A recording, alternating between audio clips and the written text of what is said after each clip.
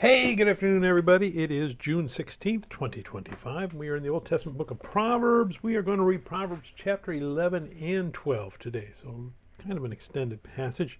We're at the point in Proverbs where we're getting that each verse we got the beginning of the line and the end of the line, and we want to usually contrast the two to get to the point that the proverb's making. Sometimes you compare them. Sometimes you string a few proverbs together to get to the main idea.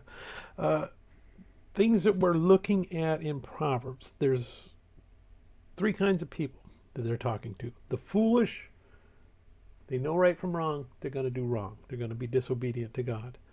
The wise, they know right from wrong, they're going to do what's right because they want to please God. And then you've got the simple, who don't really care right or wrong, they're just kind of going where the wind blows them. So we want to be wise. If we find we're simple, we want to learn why we want to chase after the wise people and be like them. If we're foolish, then we want to see we're going in the wrong direction and we need to change and we need to repent. We're going to get a lot of Proverbs talking about the tongue and controlling the tongue. Again, Proverbs aren't necessarily full-blown commandments, but they're touching on commandments. How we treat each other, that we're supposed to treat each other with truth and love in our words and our speech and our actions. We're going to see a lot of that in Proverbs. So how do I use Proverbs? Well, you find a couple that you like and go, you know what, I've been in that situation. I wish I'd have remembered that. Okay, well, circle it, highlight it, write it down on a card so that you can get it memorized. So now you can call it right up and go, you know what, I just recognized I'm going down the wrong path. I'm going down the foolish path. I'm being simple. I'm not being wise.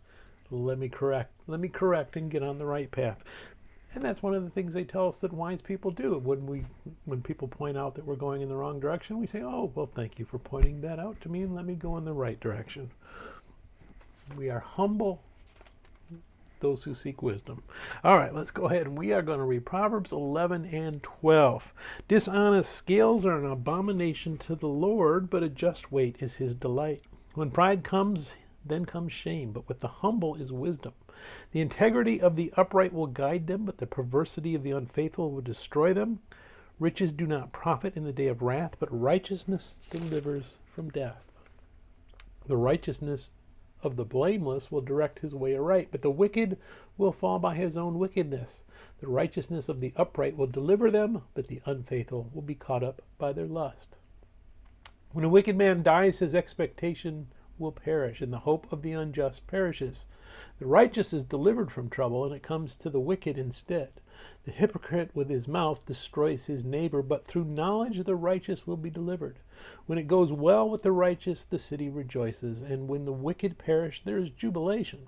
By the blessing of the upright the city is exalted, but it is overthrown by the mouth of the wicked. He who is devoid of wisdom despises his neighbor, but a man of understanding holds his peace. A talebearer reveals secrets, but he who is of a faithful spirit conceals a matter. When there is no counsel, the people fall, but in the multitude of counselors there is safety. He who is surety for a stranger will suffer, but one who hates being surety is secure. A gracious woman retains honor, but ruthless men retain riches. The merciful man does good for his own soul, but he who is cruel troubles his own flesh. The wicked man does deceptive work, but he who sows righteousness will have a sure reward, as righteousness leads to life. So he who pursues evil pursues it to his own death. Those who are of a perverse heart are an abomination to the Lord, but the blameless in their ways are his delight. Though they join forces, the wicked will not go unpunished, but the posterity of the righteous will be delivered. As a ring of gold in a swine's snout, so is a lovely woman who lacks discretion. The desire of the righteous is only good, but the expectation of the wicked is wrath. There is one who scatters, yet increases more, and there is one who withholds more than is right, but it leads to poverty. The generous soul will be made rich, and he who waters will also be watered himself. The people will curse him who withholds gain, but blessing will be on the head of him who sells it.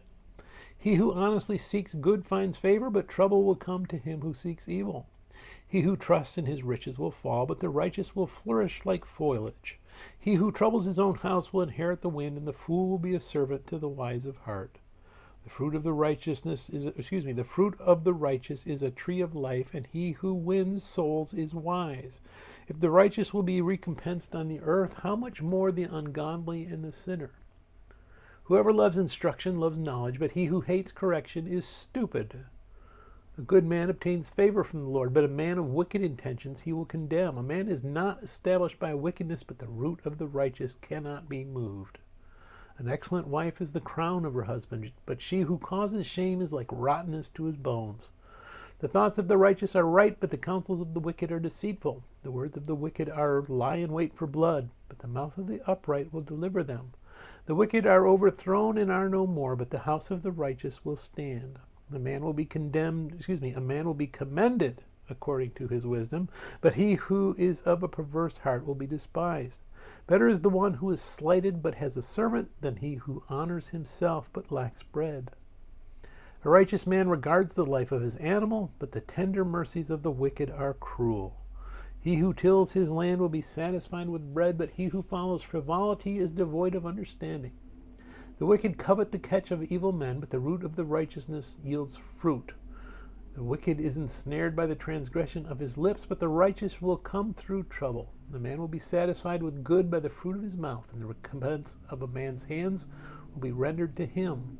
The way of a fool is right in his own eyes, but he who heeds counsel is wise. A fool's wrath is known at once, but a prudent man covers shame. He who speaks truth declares righteousness, but a false witness deceit. There is one who speaks like the piercings of a sword, but the tongue of the wise promotes health. The truthful lip shall be established forever, but a lying tongue is but for a moment. Deceit is in the heart of those who devise evil, but counselors of peace have joy. No grave trouble will overtake the righteous, but the wicked shall be filled with evil. Lying lips are an abomination to the Lord, but those who deal truthfully are his delight. A prudent man conceals knowledge, but the heart of fools proclaims foolishness. The hand of the diligent will rule, but the lazy man will be put to forced labor. Anxiety in the heart of man causes depression, but a good word makes it glad. The righteous should choose his friends carefully, for the way of the wicked leads them astray. The lazy man does not roast what he took in hunting, but diligence is man's precious possession. In the way of righteousness is life, but in its pathway there is no death. May God bless reading of his word, and may God bless you. Bye.